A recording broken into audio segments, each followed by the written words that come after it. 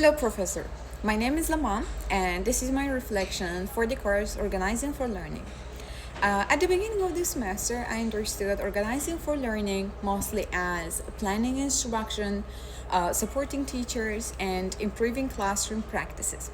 Since I work as an IGCSE English teacher and also head of professional development department at my school, one of the international schools in Baku, I expected this course to mainly help me improve strategies for teaching and teacher training. However, throughout this semester, my understanding became much broader than I expected before. I realized organizing for learning is not only about instruction itself, but about how leaders create the conditions, culture, structures, and systems that make meaningful learning possible for both students and adults. One of the assignments that influenced me the most was leadership teaching philosophy, my favorite one. While writing it, I reflected on my own beliefs about teaching, leadership, and learning itself for everyone. I realized that I strongly value trust, collaboration, and continuous growth, but I also noticed that sometimes schools became too focused on outcomes and performance instead of successful learning process itself. This assignment helped me to become more aware of kind of leader I want to be in future. The leadership learning logs were also very meaningful because they connected theory with my real experiences at school. While reflecting on readings and observations, I started analyzing learning from a systems perspective rather than only from a classroom perspective. So to see a broader picture. For example, instead of only asking why some teachers struggle, I started asking how leadership decisions, communication systems, workload, or school culture might affect teacher motivation and learning. Another important experience was educational learning diagnosis and the leadership learning intervention plans. These assignments helped me to understand that learning challenges in schools are often connected to organizational conditions, not teachers themselves. Through field-based observation and group discussions, I saw how leadership practices can either support or limit professional growth of teachers at the school. It helped me to think more critically about how educational leaders influence learning environments every single day, even though small decisions. One of the key concepts that shaped my understanding was trust. For me, trust means creating an environment where teachers and students feel safe to share ideas, make mistakes, and grow all together. I realized that without trust, real learning and collaboration become difficult, ain't possible. In my own professional content, I noticed that teachers participate more actively in professional development and trainings that we organize at school when they feel respected and supported rather than just judged.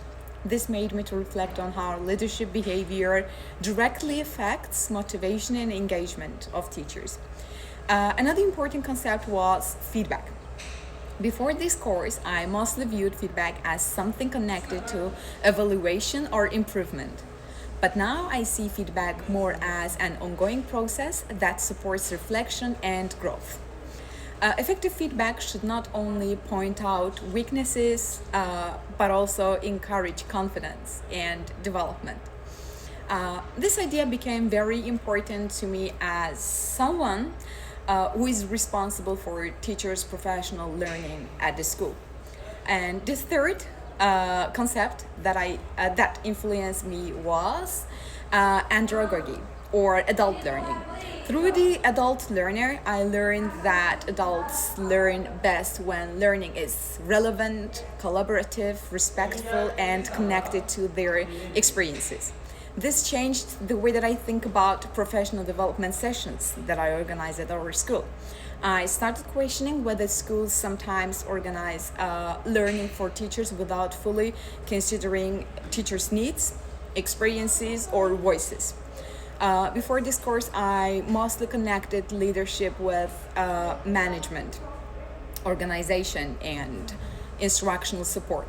I thought successful leadership mainly meant helping teachers improve performances and ensuring academic success.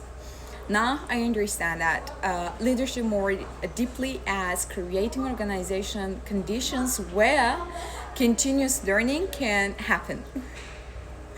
I became more aware of emotional, social, and organizational sides of learning. I also realized that leadership is not only about solving problems, but about building a culture where supports reflection, collaboration, and growth over time. One concrete change I would make as a leader moving forward is creating more collaborative and teacher-centered professional learning opportunities. Instead of only organizing formal workshops, I would focus more on peer learning, reflective discussions, and teacher voice decision making. In decision making. I believe this would help teachers feel more motivated, valued, heard, and more connected to their professional growth. Overall, this course helped me to connect theory with my own leadership experience in a very meaningful way.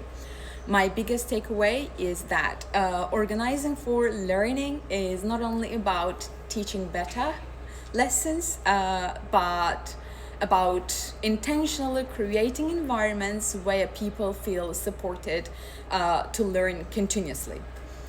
Moving forward, I want to apply this understanding by becoming a more reflective, supportive, and learning centered educational leader. Thank you so much.